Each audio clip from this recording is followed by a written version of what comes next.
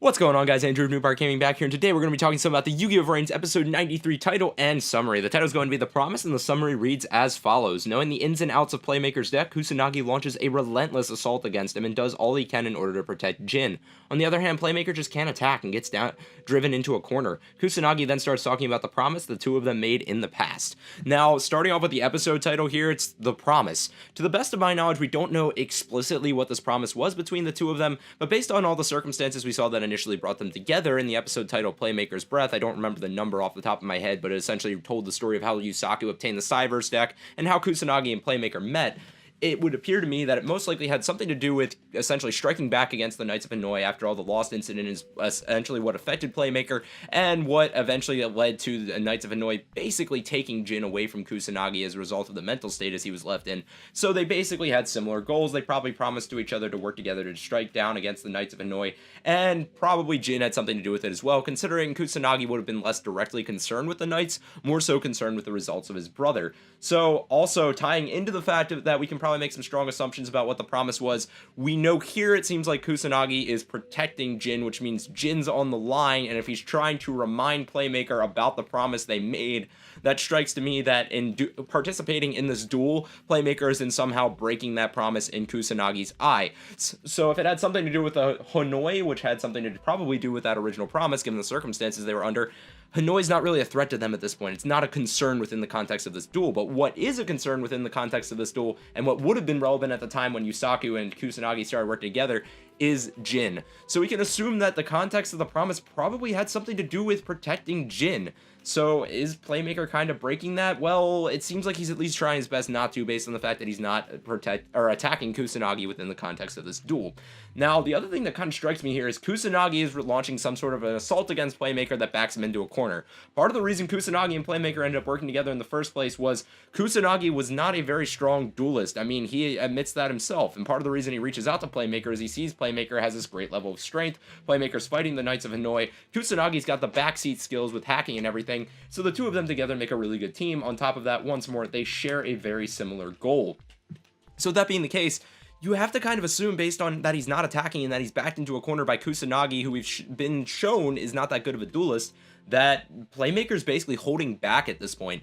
And to me, this is a really good sign for what we have coming for the episode, because I think the thing Playmaker's been really missing from his character arc, especially in terms of Yu-Gi-Oh! Protagonists, is some sort of depth to him, some sort of emotional depth, and some sort of pain and struggle that we've seen on screen that forces him to kind of demonstrate more emotions beyond this sort of edgy, somewhat vengeful type of character persona that he's put on throughout essentially the entirety of the show. We've never seen him necessarily need to show this kind of mourning sense of loss, this sort of splitness in his determination, a sort of uncertainty, I guess, is really what I'm getting at here, because that's what this type of a situation will force upon him. Before, it's always been, okay, I'm getting back at the Knights of Hanoi, I'm trying to take vengeance for what was done to me, and then after that it was, okay, I'm going after lightning because I'm protecting the world. There was never this divide in what it was that he wanted to do.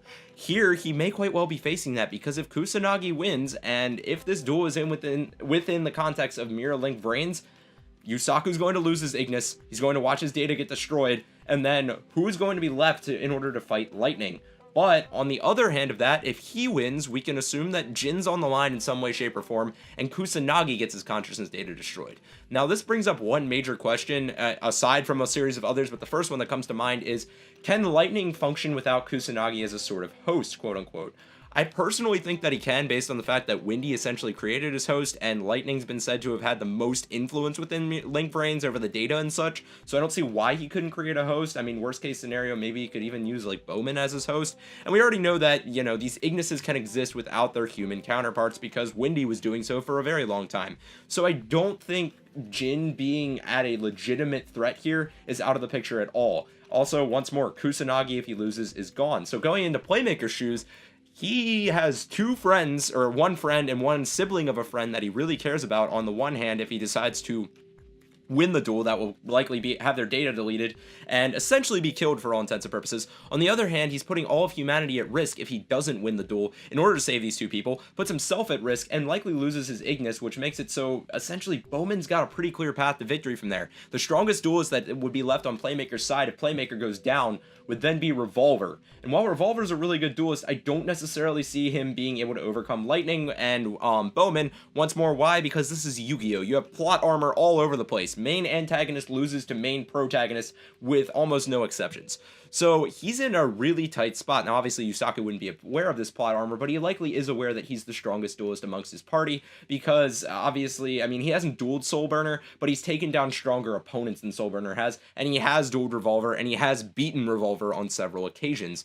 So he's really in a bind, and I think this is the perfect thing to sort of force Yusaku to show some more emotional layering that we haven't seen from him so far. He has to. He's in a spot where he's essentially got a no-win scenario, and that's what we've really been missing from him. So I'm really looking forward to seeing how this duel plays out. On top of that, I'm sure we're going to be getting some serious character banter and discussion between Yusaku and Kusanagi, because this is a big struggle for Kusanagi, I'm sure, as well. Why? He's known Playmaker a long time. Playmaker's been loyal to him. Playmaker's worked really hard to help protect his brother. I'm sure part of him is like, Playmaker, why are you dueling me? Why are you dueling me? Why are you dueling me? We need to protect Jin. This is what we agreed upon, or at least most likely what they agreed upon.